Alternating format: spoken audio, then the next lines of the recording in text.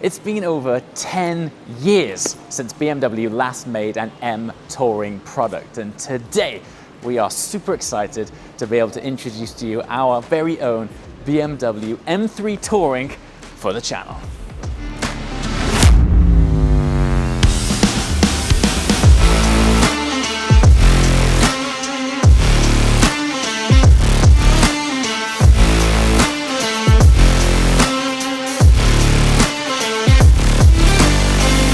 So here it finally is.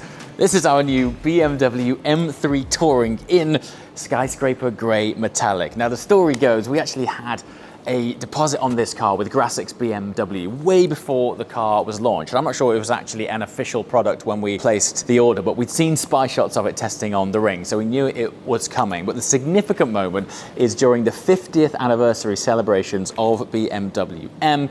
We met with Yusan at Goodwood Festival of Speed in order to lock in and confirm the spec. And it was when I stood in front of this car for the first time, I think at that time I saw it in a matte black and a sort of gorgeous metallic purple. I just knew this thing was going to be incredibly special. Now we spec'd it in skyscraper grey metallic because it is a sort of sophisticated tone. However, as I'm sure you can guess by the trends on the channel over the last few months, the chances are this isn't going to stay this color for very long. More on that soon. But first of all, let's run you through the actual spec of the car, starting with, I just love it. This angle, this is the defining feature of the M3 Touring. The fact that we can do this.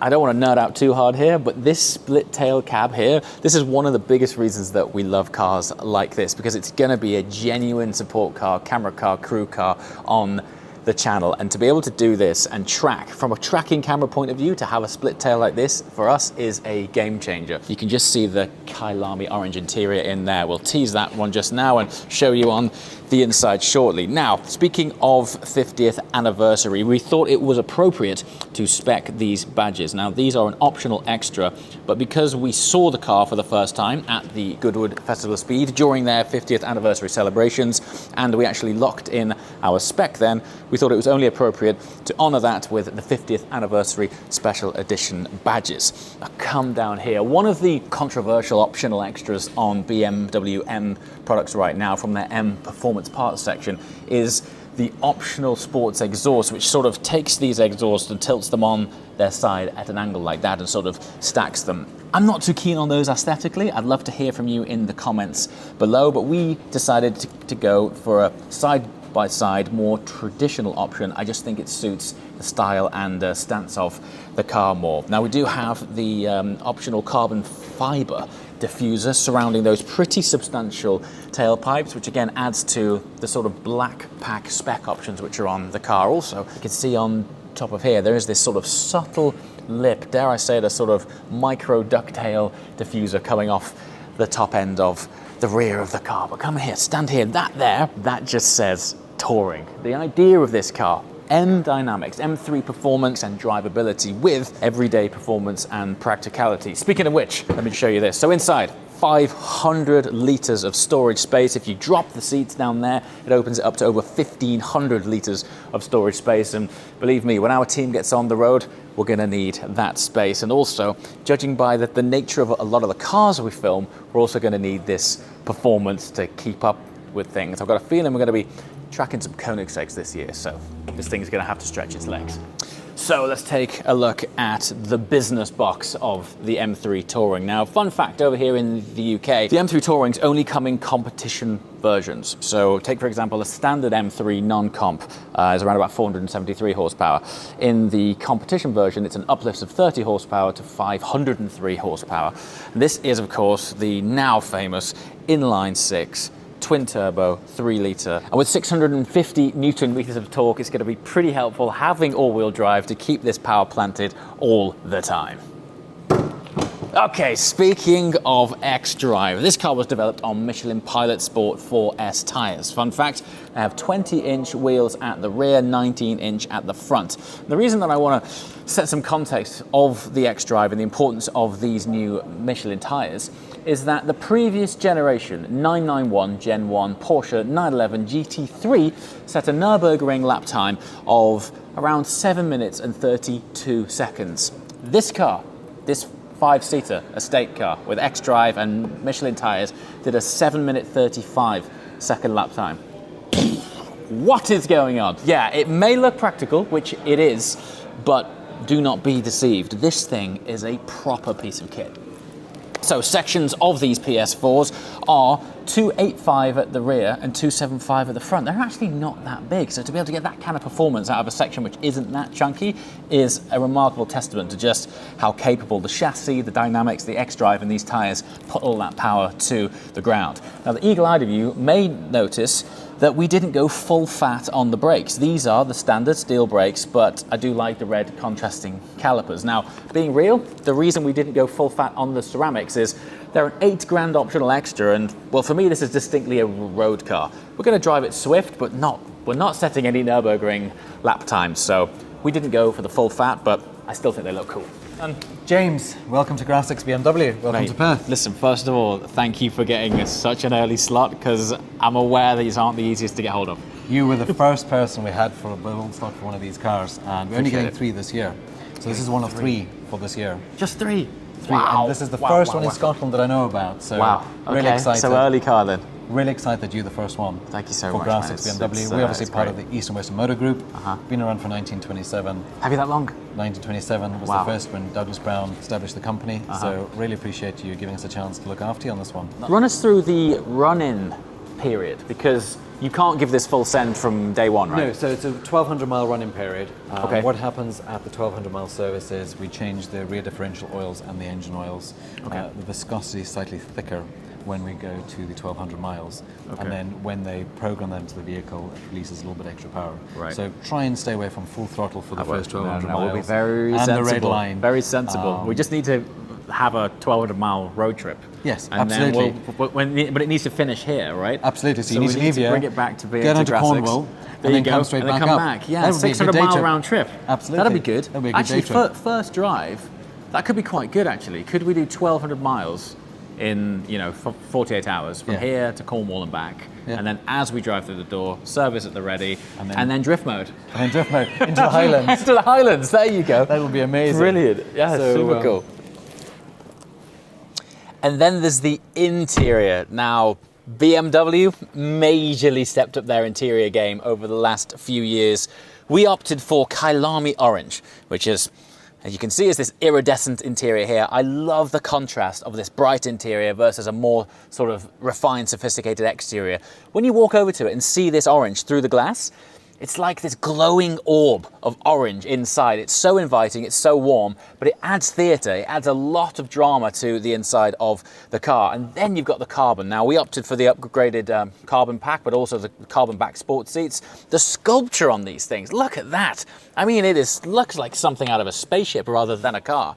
But importantly, the way these are sculpted here allows for more legroom. I love, from a pure design aesthetic, being able to see through here. It almost enhances that feeling of space because you can see through it. And also small upgrades like in the back, where historically and actually not that long ago would have been standard USB charging ports, are now USB-C charging ports for faster charging, more power, etc. But just generally all round, this thing is designed for shuttling people, gear, bags, whatever it might be, tracking around. So far, it's ticking the boxes. Hard, 2 cup holders.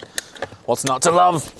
All right, these headlights are cool. These are laser lights. They are actually an optional extra, but I think, first of all, they look awesome and they really enhance the sort of front face of the car. But importantly, they really do throw an incredible amount of light down the road, up to 500 meters of light projection. So not only do they look cool, but in the dark, they're going to really enhance it when this thing's shifting like it does. Right then, the pilot's chair. Look at this place. One of the things I'll draw your attention to first is that the M3 Touring runs the upgraded infotainment system and digital instrument cluster. So it's 12.9-inch curved instrument cluster in front of you, 14.9-inch curved touchscreen display over here. It feels like you are commanding a ship. It's so cool. Actually, just having a curved screen has kind of simplified the interior a bit, which is quite nice. Gone is that sort of bubble instrument cluster surround which you would get up top here. You still have heads-up display, it's just deep in the dash there, but as a place to sit, and all of this is touchscreen. So while you can navigate down here, it's also all touchscreen, which is super helpful. Man, there is a lot of options on this thing. Look at look at this. Yeah, leave most of that for the passenger. But in terms of a place to sit, beautiful M wheel. This is what the carbon pack brings. So you've got contrasting carbon all around on the wheel, carbon shift paddles, obviously the now iconic red M1 and M2 buttons, which you can program to be customized to your profile. So with the flick of either switch, you can completely change how this car drives in terms of throttle response, dynamics, suspension, ride quality, stiff, soft, etc. Yeah, we're just really looking forward to putting miles on this thing. Right now, it has 27 miles on it. That's box fresh. So on that, it's important to say that this has a very strict run-in procedure. For the first 1,200 miles,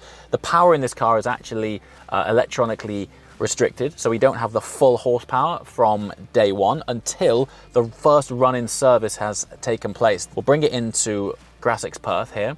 They will change all of the oils, and then we'll be able to get on it full send. So for the first 1,200 miles, we have to take it steady, but feels like a road trip is in need to get those 1,200 under the belt ASAP. Okay, gearbox, we haven't touched on that. This is an 8-speed automatic gearbox. First drive obviously will be coming very soon, and we shall explain to you how this car feels dynamically on the road. But yeah, 8 gears, I'm sure it'll be a crisp box. It is a conventional auto versus a twin clutch box, but due to the nature of the car, I'm hoping it suits it. What I do like is this iconic contrast M stitching on this little shifter here. Nice detail. Once again, BMW interiors right now, they are seriously stepping up the game. You can also change gear on here using a sort of Tiptronic system, and obviously on the carbon shifter paddles behind the steering wheel. There's also one other thing I've not touched on. Headroom. It's quite lofty. Now one more time, let's just talk about the ergonomics of these M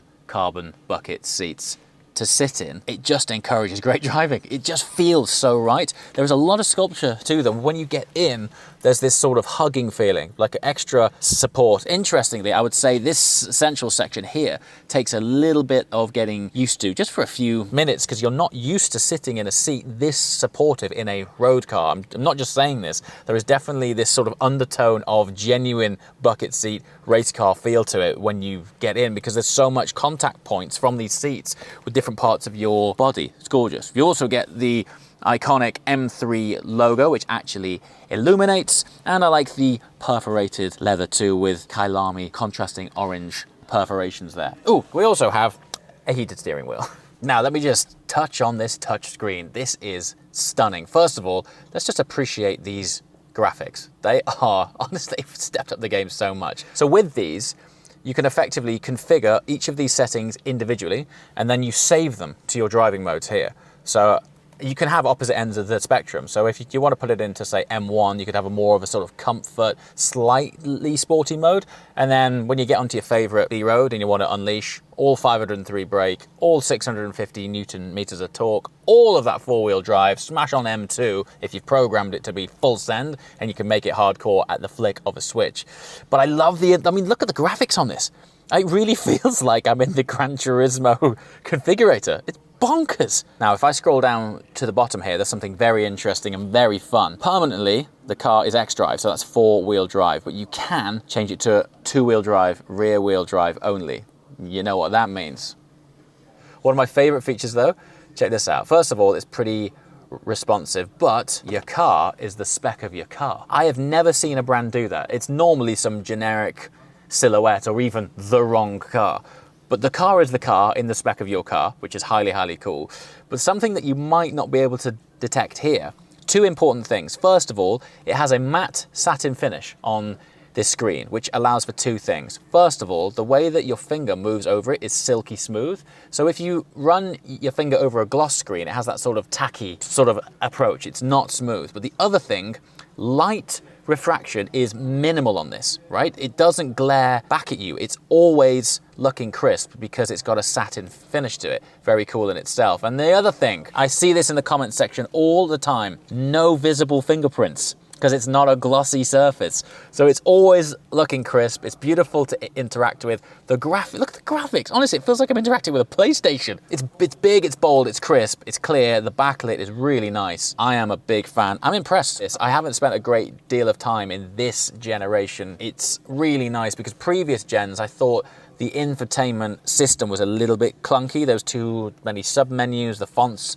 were a bit small. Things you had to press were like clunky and you had to operate it off a manual dial down here, but this is really, really cool. Now this obviously has Apple CarPlay, Android Auto, but look at the size of it. And here we are. It knows we are at an M Division Centre here at Grassix in Perth, Scotland. It's back home and we're going to be bringing it back here again for its service. If you want to know about that service, let us know in the comments because I've never seen what takes place, but I'm told by Yusan here at BMW Perth that if you analyze the original run-in fluids, you can actually see micro shavings of sort of metal filings within it, which has taken place during its run-in period. So if we can, we might be able to share that, which is cool. But yeah, thoroughly impressed.